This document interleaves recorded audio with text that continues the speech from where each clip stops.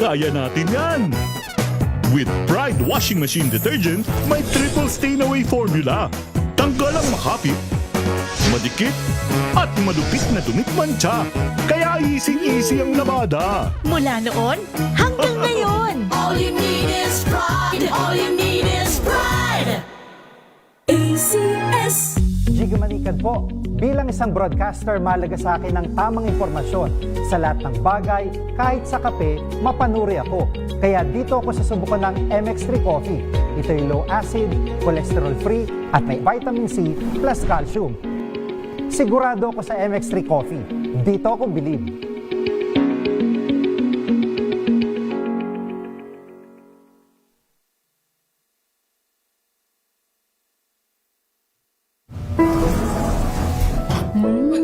Amoy forever.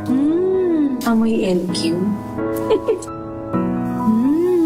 Amoy New Calab Berry Blues. Amoy Kala, amoy good vibes. NBC Milliones. NBC Milliones. Mamimigay na naman kami dito sa MBC ng 1 million pesos. Sa isang malinis na papel, ilagay ang iyong name, age, address, phone number at pirmahan. Ipasok sa loob ng isang white legal-sized envelope. Kalakip ang alinman sa mga required proof of purchase o POP. At sa labas ng envelope, ilagay ang NBC Milliones 2026, ang POP na ginamit at ang MBC station na iyong sasalihan.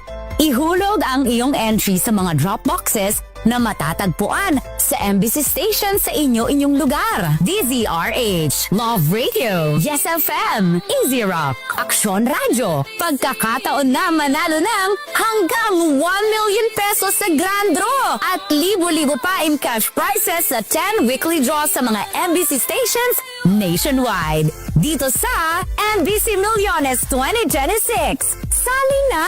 MBC Millones is brought to you by Pride Detergent, Smart Dishwashing, Shield Bath Soap, Unique Toothpaste, White Rose, Charm Fabcon, Star Wax Floor Wax, San Miguel Pale Pilsen. See posters or visit our Facebook page for more details. Promo period is from January 10 to March 27, 2026. DTI Fair Trade Permit number FTEB 244864, series of 2025. Drink responsibly. Amoy forever. Amoy LQ. Amoy New Calab Berry Blues. Amoy Kala, amoy good vibes.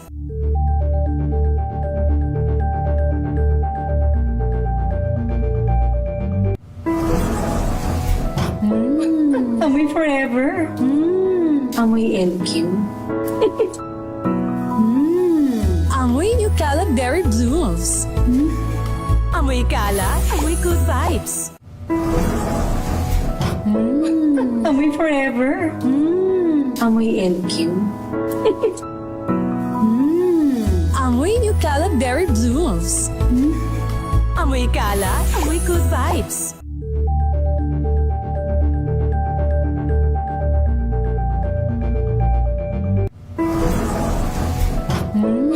Amoy forever. Amoy LQ. Amoy New Calab Berry Blues. Amoy Kala, amoy good vibes.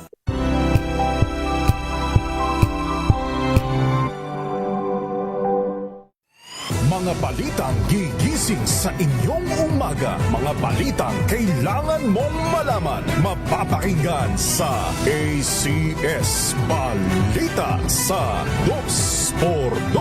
Kasama sina Anthony Taberna at Jerry Baha. Lunes hanggang Biyernes.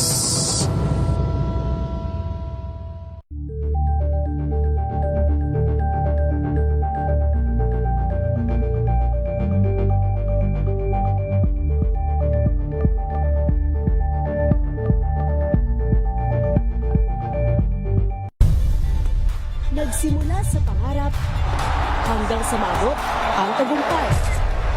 Iba't ibang kwento, iba't ibang mukha ng atletang Pilipino. Mas pinatindi, mas pinalakas, at mas pinaaksyon sa Match Point tuwing Sabado, 12:30 ng tanghali sa DZRH TV.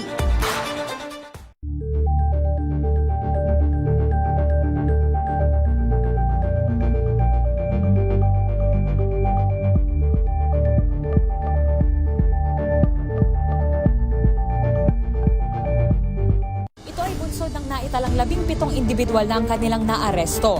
Ng Metro Manila Development Authority o MMDA ang No Contact Apprehension Policy o NCAP sa Metro Manila. Sa ang ilang mga dokumento ay peke.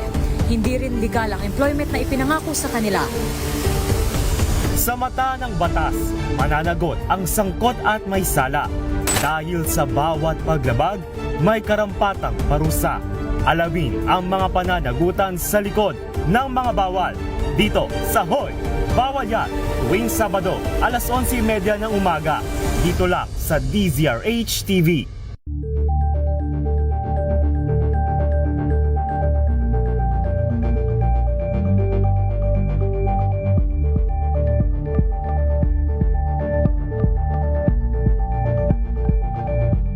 Tambalang Anthony Taberna at Jerry Baha ang gigising sa inyong umaga dahil lalatay ang humahagupit na diskusyon at komentaryo Lunes hanggang Biyernes sa 2x2.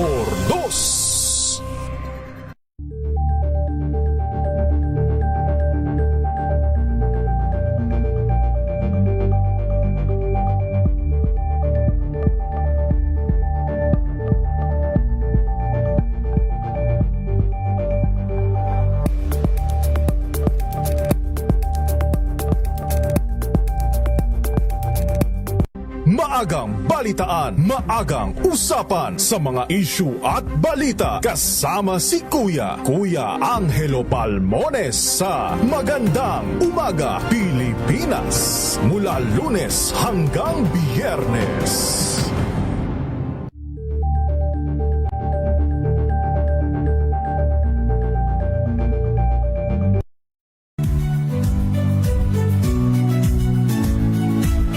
Magandang araw mga kaibigan. Ito po ang inyong balerina ng bayan, si Lisa Macuha Elizalde, na nag-aanyaya sa inyong samahan kami at ang aming mga espesyal na panauhin para sa kalahating oras ng masayang kwentuhan sa aming programang Art to Art, kung saan ang usapang sining at kultura ay para sa lahat.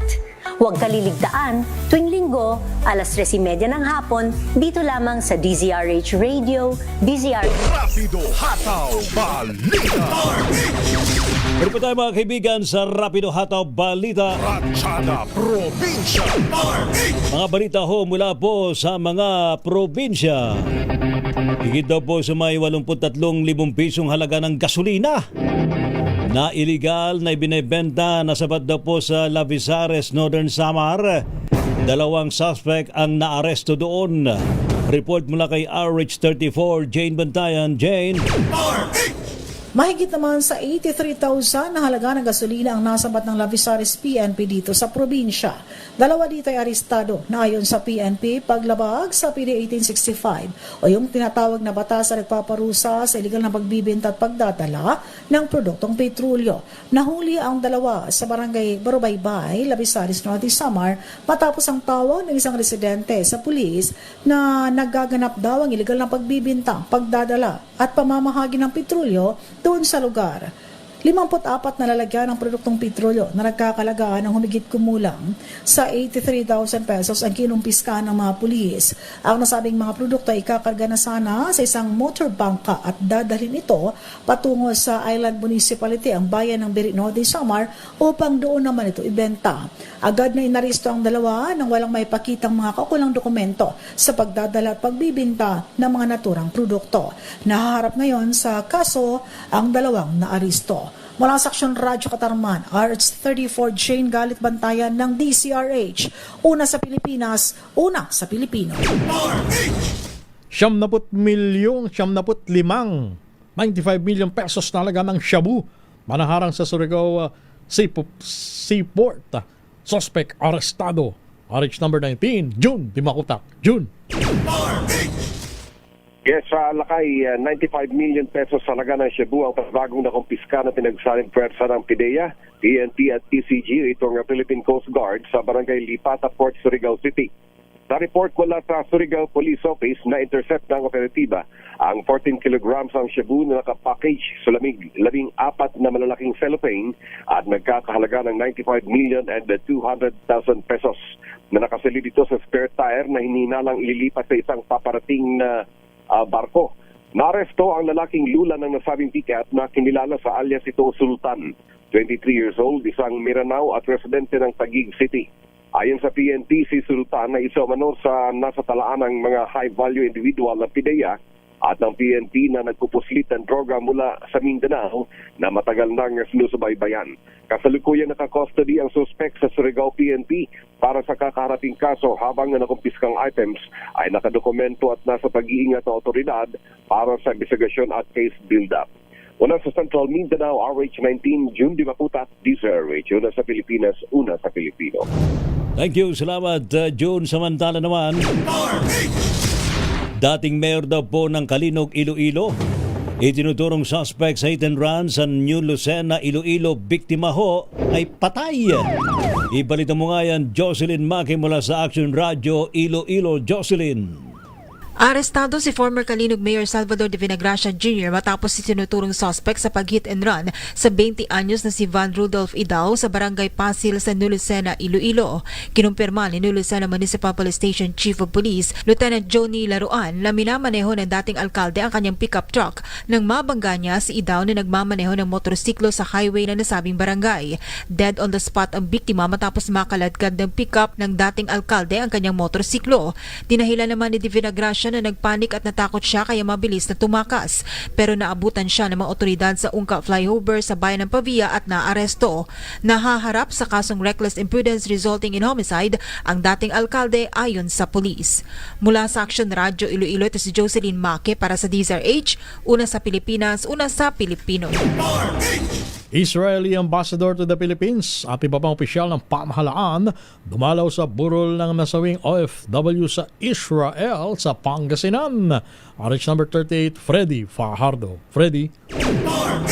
Kahapon ay dumating sa burol ng nasawing OFW caregiver sa Israel si Miriam de Vera sa poblasyon basis na Pangasinan si Israel Ambassador to the Philippines Dana Kers upang personal na magpaabot ng pakikirami kasama sila Tony Patricia Yvonne Kaunan, Administrator ng Overseas Workers Welfare Administration at mga opisyal ng Department of Migrant Workers. Dumating din sila Mayor J. Arrocelio ng Basista, Governor Ramon Gico III at Provincial Director Colonel Arbil Merculio. Kasabay nito ang pagbibigay pugay at pagkilala sa kabayanihan ng nasawing OFW matapos unahing iligtas ang alaga papunta sa shelter habang inaatake ang kanilang lugar sa Tel Aviv noong February 20, 2026. Patunay ng kanyang katapangan at sakripisyo habang ginagampanan ng kanyang tungkulin. Patuloy namang nakatutok ang DMW at OWA sa pagbibigay ng kinakailangang tulong at suporta sa pamilya ng nasawing OFW sa gitna ng kanilang pagdadalamhati at patuloy din ang pakiusap ng kaanak ng nasawi na irespeto ang kanilang pagdadalamhati at pagluluksa kaugnay sa pagpanaw ni Mary Ann. Mula sa Action Radio Pangasinan, ito si Freddy Fajardo, Aristartit nag-uulat para sa DZRH una sa Pilipinas, una sa Pilipino. Maraming salamat, Freddy Fajardo. Samantala naman, yun daw pong kaso ng pamaril sa isang barangay chairman diyan po sa bayan po ng General Mamerto Natividad sa Nueva Ecija, no ha? Ating alamin ang update mula kay RH25, Grace Ansano. Grace.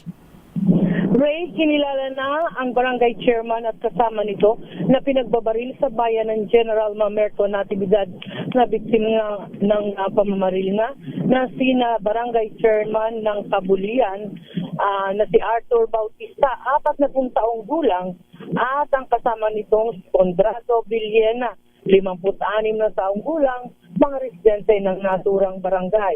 Pasado ang umaga, kanina lamang nang makarinig ng sunod-sunod na putok ang mga residente. Hinggulit nga nila nang nakahundusay na ang naturang kapitan at kasama nito. Agad na itinakbo sa pinakamalapit na pagamutan, subalit binawian din ito ng buhay habang ginagamot pa ang kasama nito. Sa ngayon, hawak na ng mga investigador ang nakakalap na mga kuha sa CCTV ng investigasyon. Ipinag-utos na rin ni Regional Director ng PNP na si Brigadier General Jess Mendez ang agarang pagkakadakip kung sino man ang nasa likod ng pamamaril. Yan ang ating follow-up report. Ito si RH25, Great Veterans una sa Pilipinas, una sa Pilipino. Samantala, mga pulis pinagting ang pagbabantay sa pasilidad ng langis at fuel distribution hub sa Tacloban City. RH number 32, Jimmy Angay. Jimmy. Mas pinaigting pa ng Police Regional Office 8 ang seguridad sa mahalagang facilities ng langis tulad ng mga gasoline station at fuel distribution hub sa Tacloban. Ito ang sinabi ni PRO8 Regional Director Brigadier General Jisung Kapoy. Naglalayon nito upang matiyak ang maayos at ligtas na operasyon ng supply ng gasolina sa reyon. Kasabay nito ang patuloy ding binabantayan ng PNP ang galaw ng presyo ng langis upang matiyak at pagsunod sa tinakdang tamang presyo. May iwasan ang hindi otorisadong pagtaas at papigilan ng hoarding o labis na pagtubo. Sa mamagitan ng mga hakbang na ito patuloy na pinangalagaan ng PRO8 ang kapakanan ng publiko at responsibilidad at maayos na pamamahala sa supply ng enerhiya sa Rin 8, dagdag ni General Kapoy. Mula dito sa DYVL Action Radio Tacloban, ito si RH32 Jimmy Angay para sa DZRH. Una sa Pilipinas, una sa Pilipino. Thank you, Jimmy. Samantala, yung daw hong lasing driver na aksidente sa Orion, Bataan, ano nangyari sa kanya, no ha? Ating alamin sa report, siya ba'y nadala naman sa ospital? Ating alamin sa report ni RH37, Danny Kumilang. Danny!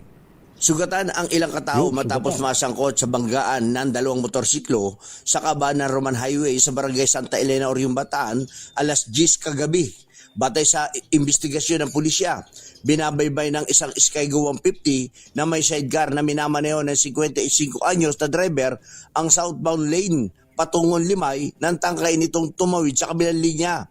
Sa nasabing bahagi ng karsada ay biglang sumalubong at pumagit na sa linya nito ang Honda TMX 125 na minamaneho naman ng 27 anyos na driver na nagresulta sa bagga ng dalawang sasakyan. Dahil sa insidente, nasugatan ang driver at mga pasahero ng Skygo na agad dinala ng Orion at MBDA Rescue sa Bataan General Hospital. Lumabas sa isinagawang breath analyzer test na nasa impluensya ng alak ang driver ng Honda TMX dahilan upang maharap siya sa kasong physical injury, damage to property at paglabag sa RA 10586 o Anti-Drunk and Drunk Driving Act. Danny Kumilang, RH37, DZRH, una sa Pilipinas, una sa Pilipino. Samantala, selebrasyon ng Amilag Level Up 2026 magpapatuloy sa probinsya ng Laguna. Naroon natin kasamang si RH number 30, Eric Bastas. Eric. Today, ng Governor Sol Aragones sa 6-bomb dancers sa grand opening ng Anilag Festival Level Up 2026 kanina. Umugong ang palakpakan at kawan sa saliw ng tugtog at indayog ng 6-bomb dancers. Nakipag-dance battle din ang mga Lagunense na sa miyembro na sidikat noong dekada 90. Dumalo sa grand opening ng Anilag Festival ang mga alkalde at iba pang opisyales ng Laguna at ang maging national official tulad ni Senator J.B. Ejercito, kung saan formal na ipinagkaloob ni Senator Ejercito ang 100 milyong piso na sa 5-story building ng J.P. Rizal Hospital. Bukod sa pondo para sa konstruksyon ng hospital, nangako pa din na dagdag ng 50 milyong piso ang senadora at iba pang equipment na nakagagamit sa naturang lalawigan.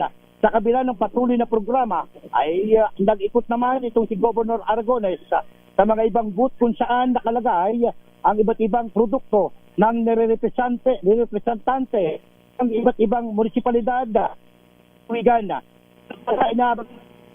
Ang sayawit o sing and dance competition na magmumula sa iba't ibang munisipyo o siyudad ng Laguna kung saan ang magwawagi dito ay magkakamit ng 1 milyong pisong papremyo. Ito si Eric Tastas para bumahaba ng pagkain dyan, Eric.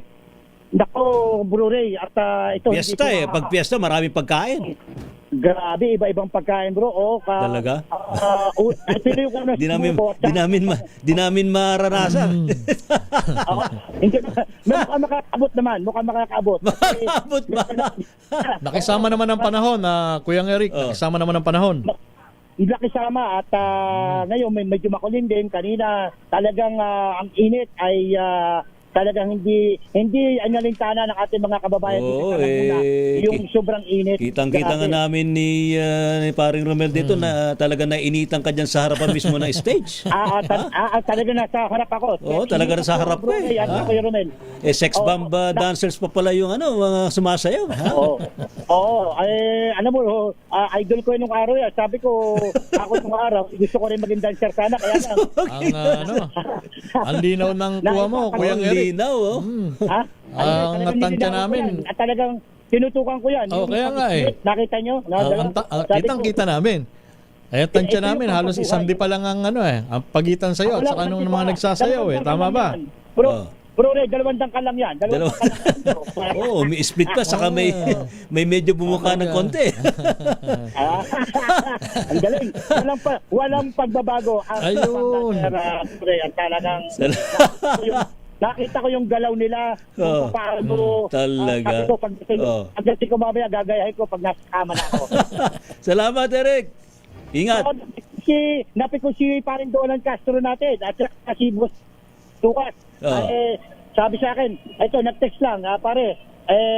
Si paring Ray natin at saka si Boss Romel, padadala natin ng mga matatamis. Akala ko matatamis sa bulaklak. Matatamis sa bulaklak. Salamat, Eric. Ingat ka palagi. Kayo ni Donald. Mula pa rin dito nga sa lalawigan ng Laguna, ito si Eric Lestat para sa DZRH. Una sa Pilipinas, una sa Pilipino. Metro Manila ngayon. Sa ating Metro Manila ngayon, report mula kay Kyle Bulyas. Kyle, go! Lakay Ray Romel, abiso sa ating mga motorista, asahan na ang pagbagal ng daloy ng trapiko sa kabaan ng Radial Road 10, partikular sa Barangay NBBS proper sa Navotas. Dahil ito sa gagawing box culverts at cross canal sa nasabing kalsada. Ayon sa abiso, sisimula ng konstruksyon sa araw ng Huwebes, March 19 at inaasahang matatapos ito sa buwan pa ng Hulyo. Pinapayuhan ng mga maapektuhang motorista na planuhin na ang kanilang biyahe at dumaan na lamang sa mga alternatibong ruta upang hindi maabala. Samantala, pinaguhuli naman ng mga tauhan ng Swift Traffic Action Group o STAG ng MMDA ang mga sasakyang illegal na nakaparada sa kalsada, kabilang sa sinuyod ng mga otoridad ang Tomas Morato Avenue at Timog Avenue. Sa nasabing operasyon, 17 nahuli sa pamamagitan ng physical apprehension habang 57 naman ang non-contact apprehension. Yan ang latest sa Metro Manila ngayon. Ito si Kyle Bulyas sa DZRH, una sa Pilipinas, una sa Pilipino. Thank you, Kyle Bulyas sa iyong Metro Manila ngayon! Rapido, hataw, balita. Salamat! Mensalay Napit, maraming salamat sa buong person ng DZRH News Team, sa ating mga classmate, and of course kay Don Carlos. Nandiyo po mga lingkod, sina Ray Sibayan at Romel Fuertes. Para sa DZRH, una sa Pilipinas. Una sa Pilipino. Pilipinas ang oras, alas 3:01. RH!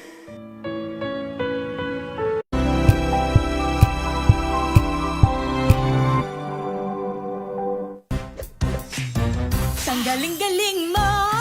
Smart dishwashing paste ko. Pritong ulam na masebo, plato o kaldero.